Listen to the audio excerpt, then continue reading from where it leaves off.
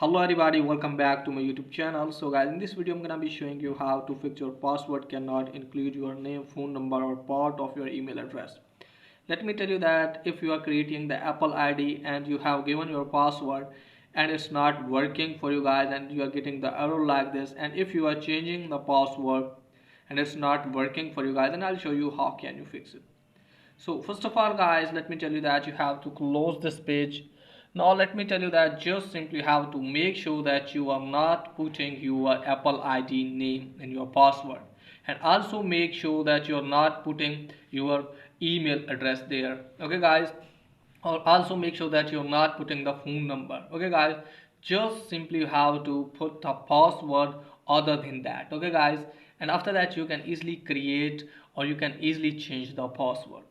So let me tell you that now I'm going to tap on settings. Now I'm going to tap on sign in and security. So let me show you here guys, when I'm going to change my password and I'm putting my name here, it's not working for me guys. Okay guys, so if I put my email address here, or if I put my name, or if I put my phone number, then it's not working for me. Just simply have to put the password other than that, and you can easily create the password.